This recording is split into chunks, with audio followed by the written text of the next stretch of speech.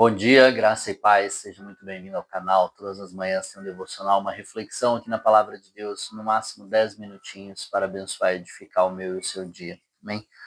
Hoje um texto um pouquinho mais denso e nós vamos aprender muitas coisas aqui hoje. Pode ser que seja algo que você acreditou por muitos e muitos anos e hoje você vai entender que a Palavra de Deus não sustenta muitas coisas que nós aprendemos durante a vida, que nós somos ensinados longe da palavra de Deus. Então, vamos lá. Hoje continuamos no capítulo 20 do Evangelho de Lucas, no versículo 27. Alguns dos saduceus, que dizem que não há ressurreição, aproximaram-se de Jesus com a seguinte questão: Mestre, disseram eles, Moisés nos deixou escrito que se o irmão de um homem morrer e deixar uma mulher sem filhos, este deverá casar-se com a viúva e ter filhos para seu irmão. Havia 7 irmãos.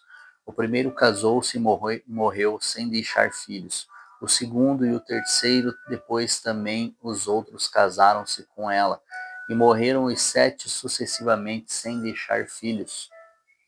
Finalmente morreu também a mulher. Na ressurreição, de quem ela será esposa, visto que os 7 foram casados com ela? Jesus respondeu: Os filhos desta era casam-se e se dão em casamento, mas os que forem considerados dignos de tomar parte na era que há de vir e na ressurreição dos mortos não se casarão nem se darão em casamento, e não podem mais morrer, pois são como os anjos, são filhos de Deus, visto que são filhos da ressurreição, e que os mortos ressuscitam. Já Moisés mostrou no relato da sarça, quanto ao Senhor ele chama Deus de Abraão, Deus de Isaque e Deus de Jacó. Ele não é Deus de mortos, mas Deus de vivos, pois para ele todos vivem. Alguns dos mestres das leis disseram: Respondeste bem, mestre. E ninguém mais ousava fazer-lhe perguntas. Amém.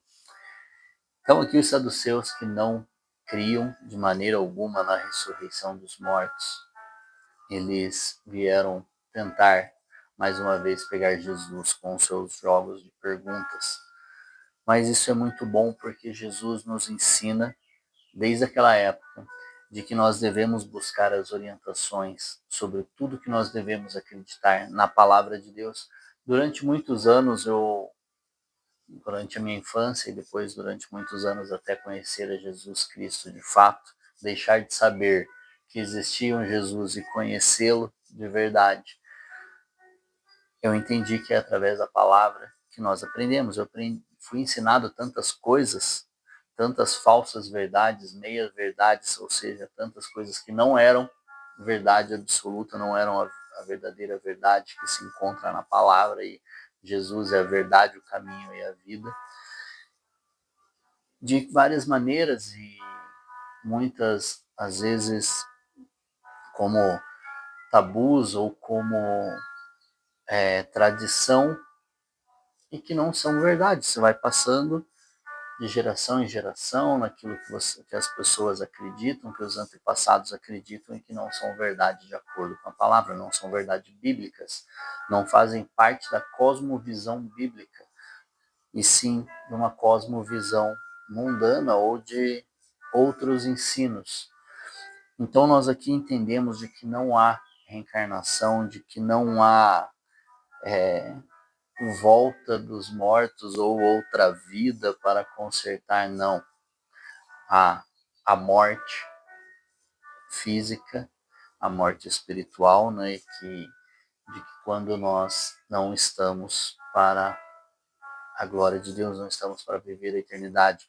Não que a morte espiritual não vá ter o espírito lá, mas virá para um lugar onde há choro, ranger de dentes, onde cheira enxofre, como nós já lemos na parábola do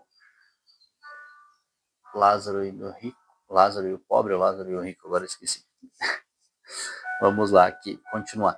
E de que nós ressuscitaremos com o Senhor na volta dele, assim como Moisés, há muito tempo depois dos patriarcas Abraão, Isaque e Jacó, fala a Deus na sarça sobre que ele é Deus de Isaac, de Abraão, de Isaac e de Jacó, é um Deus geracional, é um Deus de pessoas vivas e não de mortos, pessoas que ressuscitarão com ele na eternidade, e de que na eternidade nós não teremos essa mentalidade de família como nós temos aqui, de casamento, pais e filhos. Lá nós adoraremos ao Senhor, nós viveremos com o Senhor, adorando a Jesus, e seremos não anjos, mas como os anjos, que nós viveremos para a glória dele, que nós viveremos com ele ali, o adoraremos, não nos daremos em casamento, não ficaremos com a mente que nós temos hoje aqui. Por isso que nós temos que ter esse entendimento de que tudo que nós pensamos e agimos e fazemos aqui na terra não são as mesmas coisas que nós faremos lá. Porque aqui nós corremos muitas vezes atrás de ouro, nós corremos atrás da prata, onde Deus é dono de todo ouro e toda prata, e a visão que João tem, Apocalipse, que as ruas serão como ruas de ouro, ou seja, nós não ligaremos nem um pouco para o valor do ouro, tanto que nós caminharemos sobre ele. Então, que nós tenhamos a consciência de que tudo que nós precisamos acreditar é o que está na Bíblia. Se eu acredito que Jesus é Deus, é o Messias que veio para aquela cruz há 2000 anos atrás e morreu por mim, o que eu tenho que entender é que toda a verdade está aqui na palavra de Deus.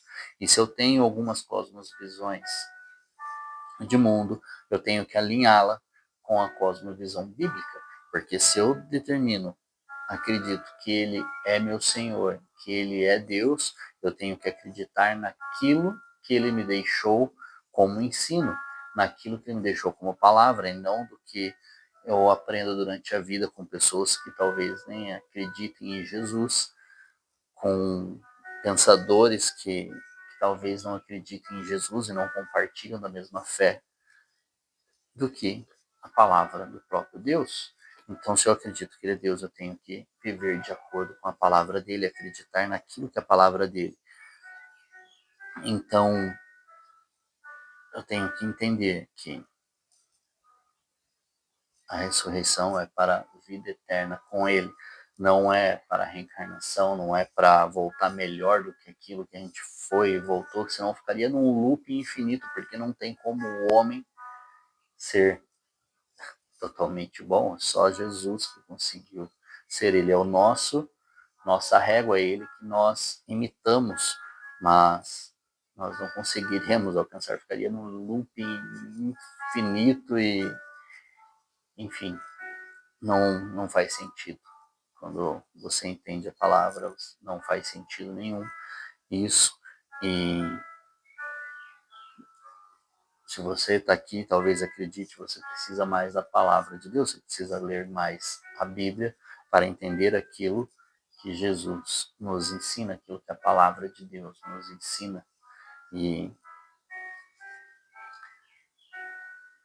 então é isso que nós devemos buscar, a palavra de Deus como única fonte de ensino de verdade.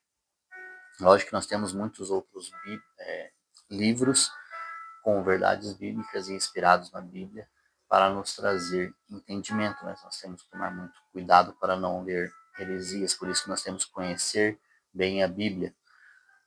É como aquela história da pessoa que conseguia distinguir qualquer nota falsa. Não é que ele conhecia bem o que era falso, ele conhecia muito bem o que era verdadeiro, ele conhecia cada pedacinho, milímetro da nota verdadeira, que fazia com que qualquer coisa que tentasse se parecer com ela, ele conseguiria reconhecer que não é ela, não por conhecer o falso, mas por conhecer tão bem a verdade, que aquilo que é falso fica fácil de ser identificado. Então, que Deus te abençoe, te fortaleça, que o Espírito te conduza a buscar o conhecimento e entendimento na palavra de Deus, na Bíblia Sagrada, e trazer uma cosmovisão bíblica para você deste mundo. Que Deus te abençoe, um forte abraço, um grande beijo no seu coração e até amanhã.